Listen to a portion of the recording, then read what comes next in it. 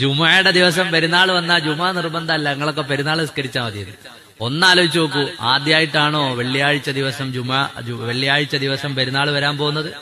ഇസ്ലാമിക ചരിത്രത്തിൽ എത്ര തവണ അങ്ങനെ വന്നിട്ടുണ്ട്.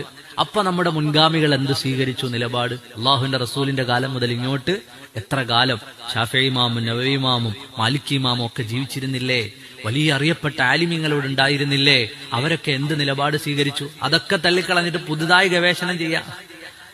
നമ്മളെ നാടൻ ഭാഷയിൽ പറഞ്ഞാല് ആക്കേതാ പൂക്കേതാന്നറിയാത്ത കുറെ മൗലവിമാരും ആടേതാ പൂടേതാന്നറിയാത്ത കുറെ അനുയായികളും ഇപ്പൊ പറയാണ് ജുമാ തന്നെ ഇല്ല. നിങ്ങൾ ആലോചിച്ച് നോക്കൂ, ദജ്ജാലിന് വഴിയൊരുക്കലല്ലേ? ഉമ്മത്തിന്റെ ജുമാ നഷ്ടപ്പെടുത്തിയിട്ട് അതിലൂടെ ദജ്ജാലിന്റെ വരവിന് വഴിയൊരുക്കലല്ലേ ചെയ്യുന്നത്?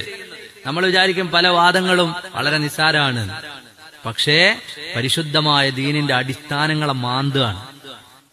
ഉള്ള നോമ്പ് നിസ്കാരം ഒക്കെ മാന്തിന്റെ കൂട്ടത്തിൽ ഇനിയിപ്പം മോമിനിങ്ങളുടെ ഉള്ള ജുമ കൂടി മാന്തിക്കളയുന്ന ഒരവസ്ഥയിലേക്കാണ്. ഇങ്ങനെ എത്ര അപകടകരമായ സാഹചര്യം. ഇതൊക്കെ വരുമ്പോൾ നമ്മൾക്ക് ചിന്തിക്കാൻ ഒറ്റ കാര്യമുള്ളൂ, നമ്മുടെ മുൻഗാമികൾ ജീവിച്ച ആ ഒരു മാർഗം, നമ്മുടെ വാപ്പ വല്യുപ്പമാരൊക്കെ ജീവിച്ചൊരു മാർഗമുണ്ട്.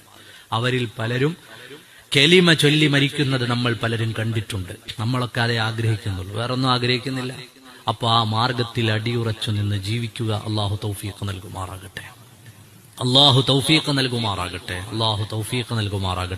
അപ്പൊ മുൻഗാമികളുടെ വഴി വിട്ടാലാണ് ഈ പ്രശ്നങ്ങളൊക്കെ ഉണ്ടാവുക.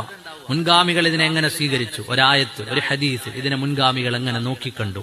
എന്താണ് അവരവിടെ പറഞ്ഞ നിയമം? അത് അംഗീകരിക്കാൻ ഞാൻ തയ്യാറായാൽ പരിശുദ്ധമായ ഇസ്ലാമിന്റെ മനോഹരമായ വഴി തുറന്നു കിടക്കും.